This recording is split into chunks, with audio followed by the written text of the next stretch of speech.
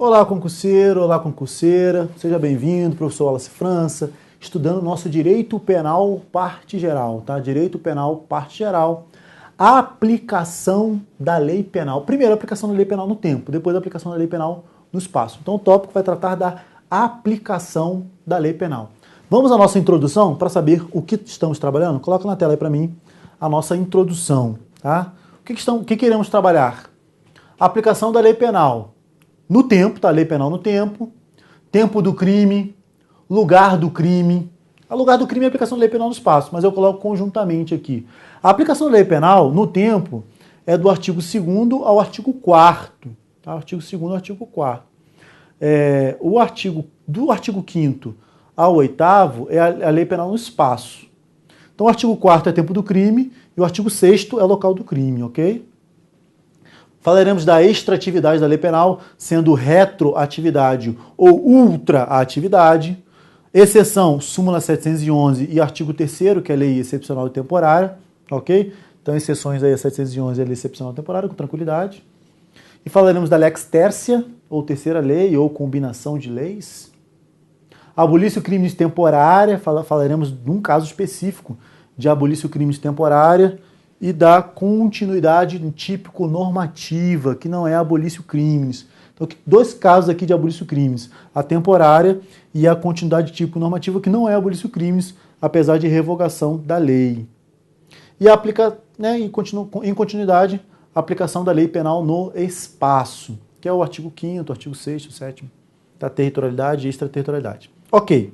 Então, primeiro ponto, lei, já falei tempo, né? Lei penal no tempo, tá? Lei penal no tempo. Na lei penal no tempo, o primeiro ponto a trabalhar é a abolício criminis. Abolício criminis. Cuidado, que eu não estou falando aberratio criminis, que é outro instituto. A aberratio criminis é quando você quer praticar um crime e acaba praticando outro. A abolício criminis é quando o crime é abolido. O exemplo do crime de adultério, que veio uma lei e revogou totalmente o crime. É chamada de abolício criminis. Ok? Abolício criminis. Ninguém pode ser punido por fato que lei posterior deixa de considerar crime. Então, a lei posterior deixa de considerar o fato como criminoso. Ela revoga totalmente o crime. Isso é chamado de abolício criminis, dentro de lei penal no tempo. Cessando em virtude dela a execução. Então, na abolício, até a execução acaba. Ou seja, mesmo que tenha havido trânsito em julgado, se vem uma execução, a pessoa é colocada em liberdade, porque cessa a execução. Nesse caso, quem aplica, súmula 611, o juízo das execuções, o juiz das execuções. Também cessa os efeitos penais da sentença condenatória. Os efeitos civis permanecem. Somente cessam os efeitos penais, tá? Os efeitos civis permanecem. Coloquei abolício criminis, tá? E os efeitos penais. Então, cessa a execução, se a pessoa foi condenada, está cumprindo pena, é colocada em liberdade. E cessa também os efeitos penais. Os efeitos civis, obrigação de reparação do dano, por exemplo, eles permanecem, ok? Começando aqui bem devagar, porque é um tema importantíssimo e cai bastante em prova, tá? Cai muito em prova isso daqui. Vamos em frente. Questão do trânsito em julgado, né? Mesmo que com trânsito em julgado, se vem uma abolício criminis, a pessoa é colocada em liberdade. A pessoa é colocada em liberdade, cessa, em virtude dela, a execução. Tempo do crime. Em relação a tempo do lugar do crime, existem as teorias da atividade, resultado e ubiquidade. Teoria da atividade, momento da conduta. Eu olho para a conduta, ação ou omissão. Tá? Teoria da atividade, eu vou olhar para a conduta. Teoria do resultado, eu olho para o resultado do crime. Então, por exemplo, no crime de homicídio, se a pessoa atira, O ato de atirar é a atividade. A pessoa morre 2 dias depois. O ato de morrer é resultado morte. Então, teoria da atividade é o momento que ele atira, teoria do resultado é o momento que ele morre. Só para você ter uma ideia do que é atividade e resultado. E a ubiquidade, ou também teoria mista, é a junção da atividade com o resultado. A teoria mista é a junção da atividade com o resultado. Em relação ao tempo do crime, o Código Penal, artigo 4º, adotou a teoria da atividade. Considera-se praticado o crime no momento da ação ou omissão, ainda que outro seja o momento do resultado. Vale o momento da conduta, ação ou omissão. Professor, como é que eu vou saber se está falando de tempo do crime ou de lugar do crime? Tem uma palavrinha-chave aí para você saber que é tempo do crime. A palavra-chave é momento. Considera-se, não é a palavra praticado, cuidado, porque no lugar também vai aparecer a palavra praticado. Considera-se praticado o crime no momento. Isso aqui é tempo do crime. Tá? Isso aqui é tempo do crime. No momento da ação ou omissão, ainda que outro seja o momento do resultado. O que importa é a atividade. O que importa é o momento da ação ou da omissão. Então, em relação ao tempo do crime, o Código Penal adotou a teoria da atividade no artigo 4º. Eu coloquei aqui o caso do menor de 18 anos. Em relação ao menor de 18 anos, uma questãozinha que pode aparecer é o seguinte. O menor com 17 anos atira em alguém. E essa pessoa morre, a morte é aqui, ele já tem 18, ele faz 18 aqui. Ele atira em alguém, a pessoa morre 2 meses depois. Foi crime ou ato infracional? Código Penal e no ECA também, artigo 103 ou 104, parágrafo único, adota a teoria da atividade. O ECA também. Logo, ele praticou ato infracional e não crime. Eu considero a idade dele na data da conduta, quando ele atirou, e não no momento do resultado. Ok? Então, no Código Penal, assim como no ECA, adota a teoria da atividade. Beleza? Depois eu vou trazer a exceção lá da súmula 711 dos crimes continuados ou permanentes, que é uma exceção isso daqui. Tá? No caso dele aqui, se for crime continuado ou permanente, eu vou aplicar a lei penal mais grave, logo vai ser crime para ele. Ok? Depois eu vou falar da súmula 711. Local do crime.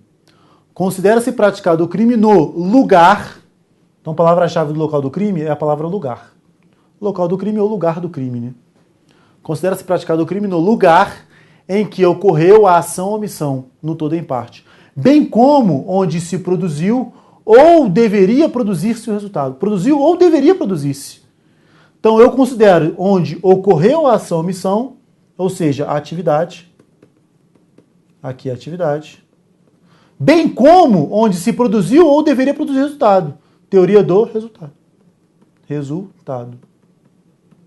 Logo, está adotando as duas, atividade mais resultado. Portanto, a junção das duas, em relação ao local do crime, o Código Penal adota a teoria mista. Ou também chamada de teoria da ubiquidade. Ubiquidade. Ok? Tem aquele esqueminha que todos os professores de direito penal, né, passam, que em relação ao lugar do crime, o Código Penal adota a teoria da ubiquidade. Em relação ao tempo do crime, é a teoria da atividade. E aí forma o mnemônico luta. Okay? Lugar do crime, ubiquidade. Tempo do crime, atividades. Com isso aí você pega um monte de questão, tá? Um monte de questão. Lembrando que no tempo do crime, você procura a palavra-chave momento. Em relação ao local do crime, você procura a palavra-chave lugar, tá? Lugar. Tranquilo? Cuidado, que no direito penal militar é LUA-TA.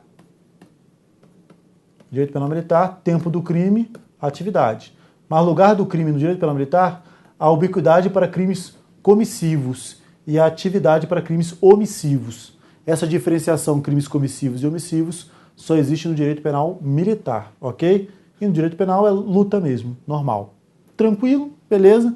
Só que isso aí já vai pegar um monte de questão, tá? Já vai resolver um monte de questão da tua vida. em frente. Em relação à competência, direito processual penal. Olha, eu não estou mais direito penal agora, direito processual penal. Para a determinação de competência, lá no artigo 70, o direito processual penal 70 do CPP adota a teoria do resultado.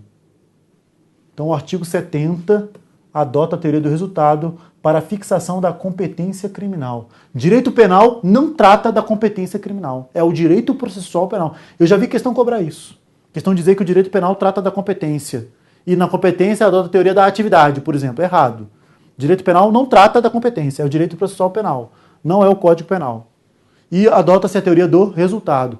Exceções à teoria do resultado. Primeiro, o STJ entende que crimes dolosos contra a vida, adota-se a teoria da atividade. Se o cara atirar numa cidade, atirar em uma pessoa numa cidade, a pessoa for para o hospital em outra cidade, a competência será de onde ela atirou e não de onde ela morreu lá no hospital.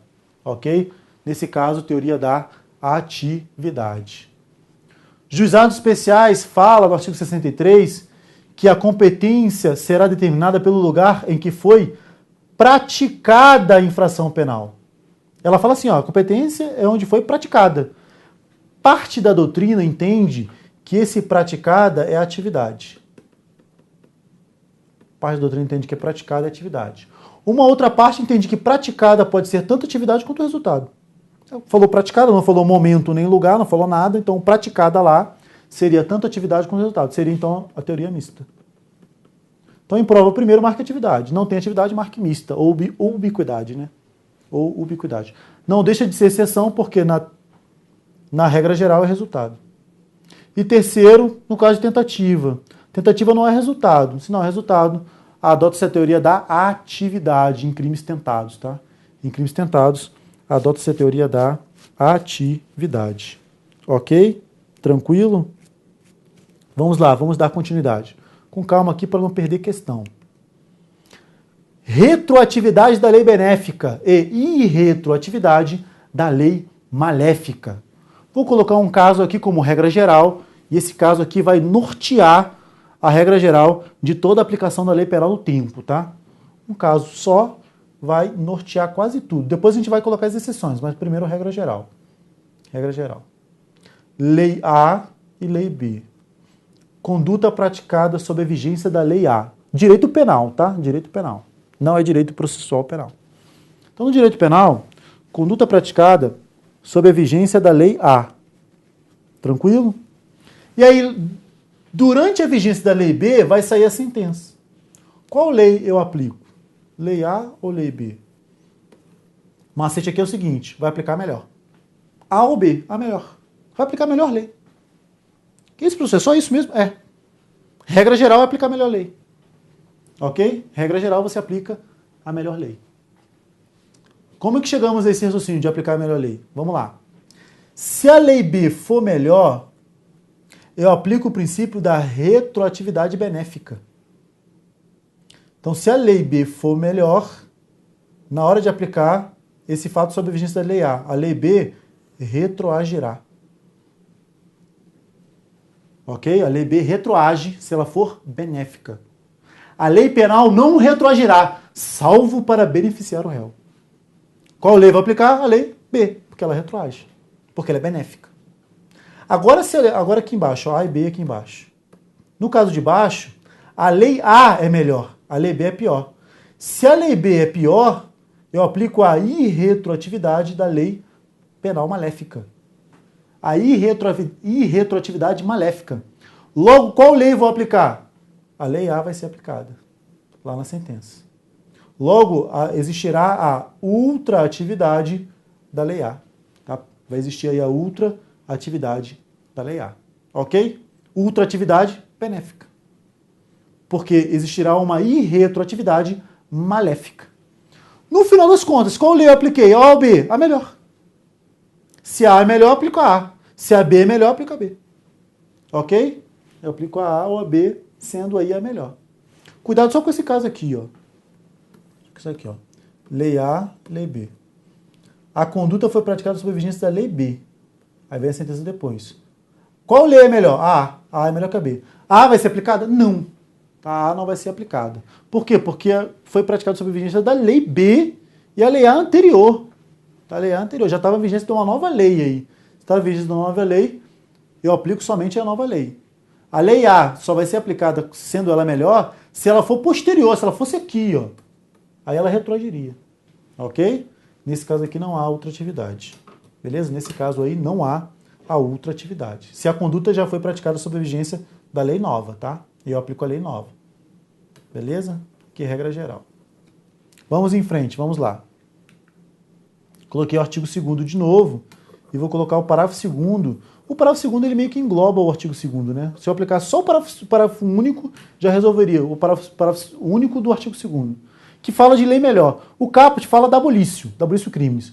O parágrafo único ele fala da lei melhor. Qualquer lei melhor vai retroagir, né? Parágrafo único. A lei posterior, que de qualquer modo favorecer o agente, lei que favorece é chamada de lex mirior. Lex mirior. Lex mirior. Ou lei melhor. A lei melhor retroage. Tá? A lei melhor retroage. A lei posterior, que de qualquer modo favorecer o agente, aplica-se aos fatos anteriores. Isso aqui é a retroatividade benéfica da lei penal. Tá? A lei posterior benéfica retroage. Ainda que decididos por sentença condenatória transitada em julgado. Vimos que a abolicio crimes cessa com a execução, ou seja, se ela cessa a execução, é porque ela se aplica ainda que tenha trânsito em julgado. A mesma coisa vale para qualquer lei melhor. E a abolicio crimes é uma lei melhor, é a lei melhor por excelência. Logo, o parágrafo único engloba o caput. Então, o parágrafo único engloba o caput. A diferença é que no caput cessa também os efeitos penais.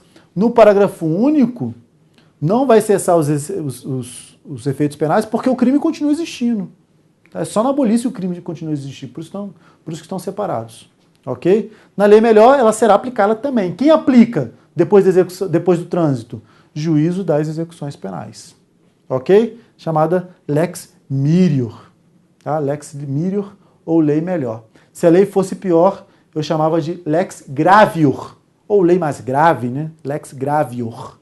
Lex mirior e lex gravior. Ok? Vamos em frente. Quem aplica lex mirior? Aplicação. Súmula 611 do Supremo. Transitada em julgada a sentença condenatória, compete ao juízo das execuções a aplicação da lei mais benigna. Lei mais benigna é lei melhor, tá? Benigna significa lei melhor, tá? Lei de maior benignidade, tá? Só você lembrar que a lei pior é a lei maligna, tá? A lei maligna é ruim, a benigna é a boa, tá? Utilizado aí na questão dos cânceres, né? Fala de câncer, câncer maligno, câncer benigno, né? Eu utilizo esse termo. Ok? Tranquilo? Então a aplicação do lex mirior no caso de trânsito em julgado, é o juízo das execuções penais. Extratividade, tá? Extratividade. Ultra e retroatividade. Então, vou colocar aqui em cima que você já sabe o que é extratividade. A extratividade, ela se subdivide em ultra e retroatividade. Então, se eu tenho a conduta aqui praticada e a sentença aqui, se eu for aplicar essa lei B, porque ela é melhor, ela estará retroagindo, tá? Retroatividade da lei benéfica. Se essa lei B for pior, vai ultraagir a lei anterior, uma lei A, por exemplo. Ultraatividade da lei benéfica aqui, por causa da irretroatividade da lei maléfica. Então, o que é ultraatividade e o que é retro? Ultra para frente, retro para trás. São espécies da extraatividade. Então, a extraatividade, ela se subdivide em ultraatividade para frente e retroatividade para trás.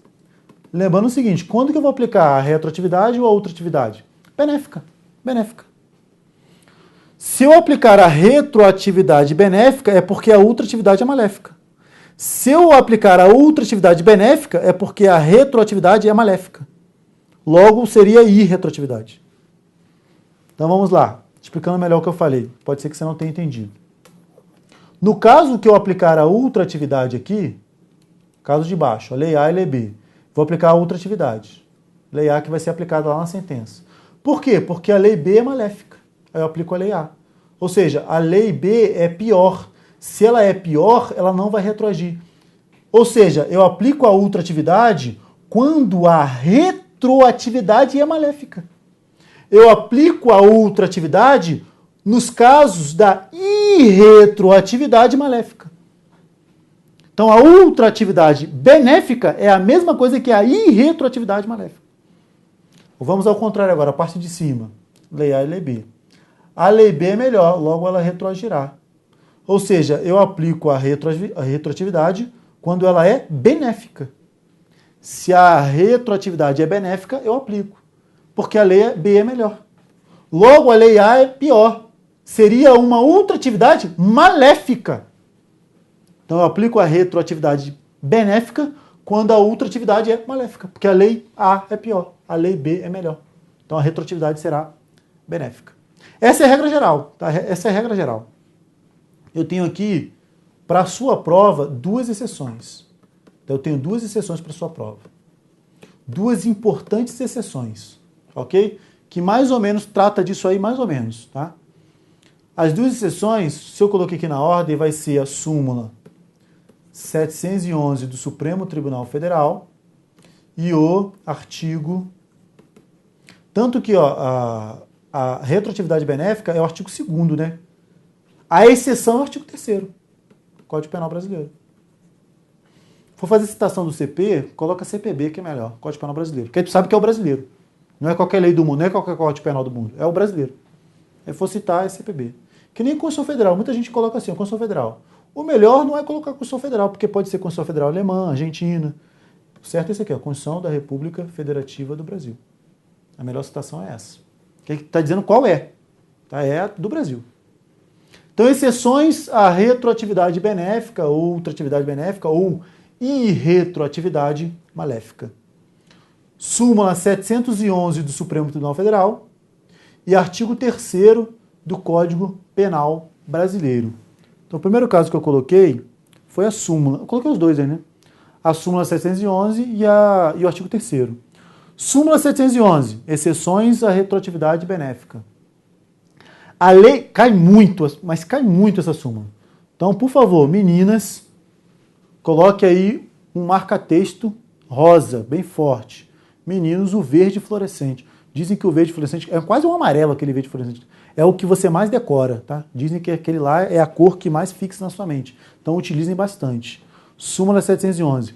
A lei penal mais grave aplica-se ao crime continuado ou ao crime permanente, se a sua vigência é anterior à cessação da continuidade ou da permanência. Vamos explicar isso daqui. Explicando isso daqui. Então eu tenho lá lei A e lei B.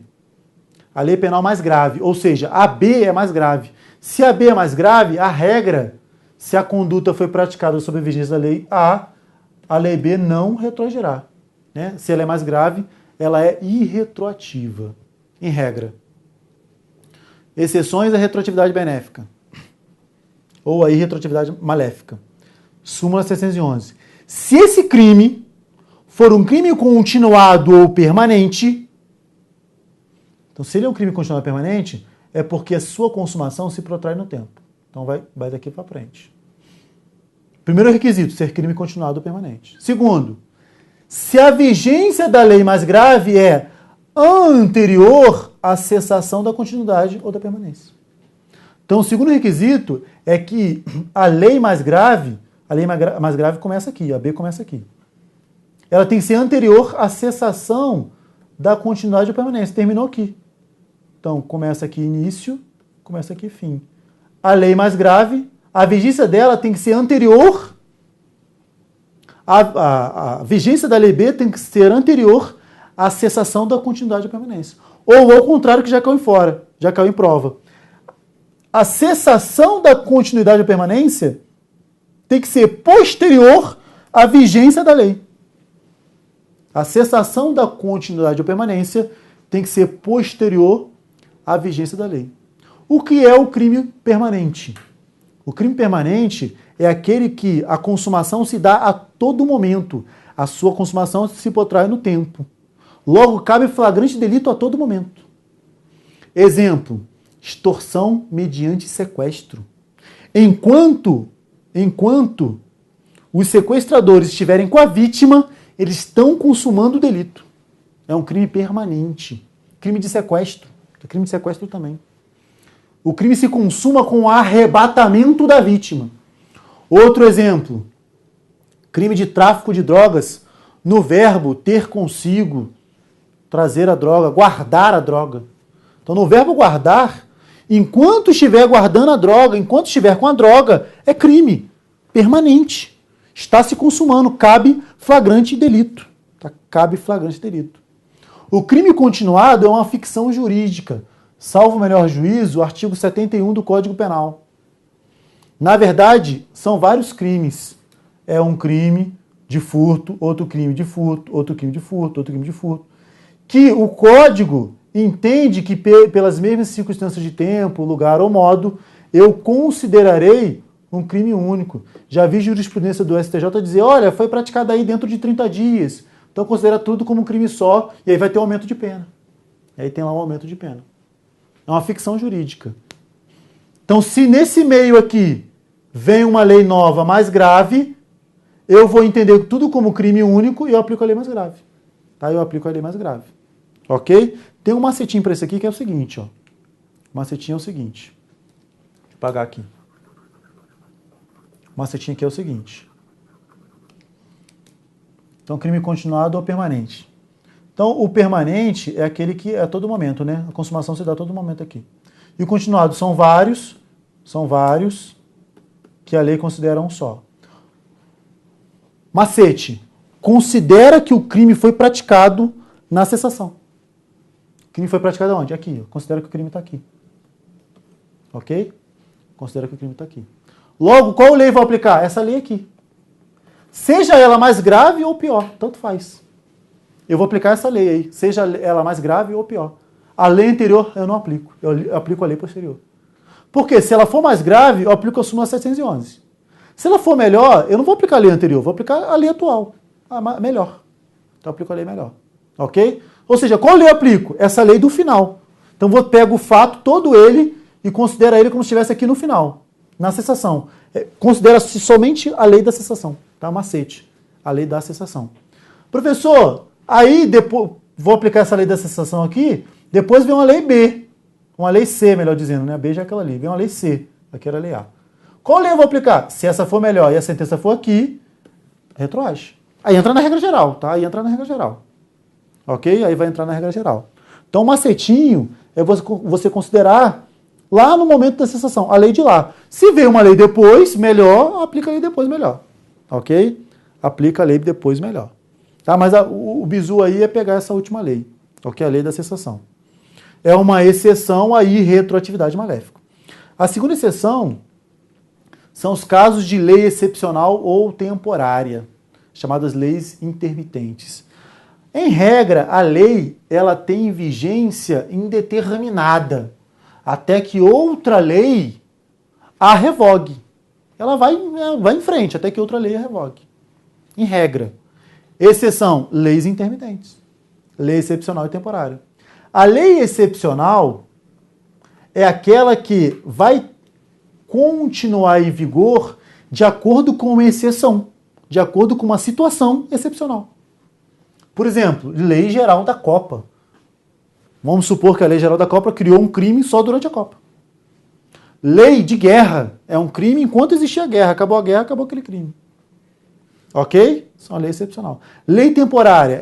A lei temporária é aquela lei que vai valer, que a própria lei vai dizer o tempo de validade dela. Leis tributárias, por exemplo, vamos colocar aqui exemplo, crimes tributários em caso de economia infante, economia iniciando ali. Vamos considerar que é crime o cara trazer alguma coisa do exterior, que não pode aqui durante esse 1 ano aqui. Porque é iniciante e tal, vamos proteger. É uma lei temporária. A própria lei vai dizer assim, eu vou valer por 1 ano. Tá? Eu vou valer por 1 ano. Ok? É uma lei temporária. Na lei temporária, o prazo é determinado pela lei. Na lei excepcional, o prazo é determinado pela situação excepcional. São diferentes. Tá? Um é para a própria lei, o outro é determinado pela situação excepcional. Comigo, em relação às leis excepcionais ou temporárias, também são uma exceção aí à retroatividade benéfica. No entanto, essa exceção você saberá somente no próximo bloco. Um abraço e eu te espero no próximo. Tchau!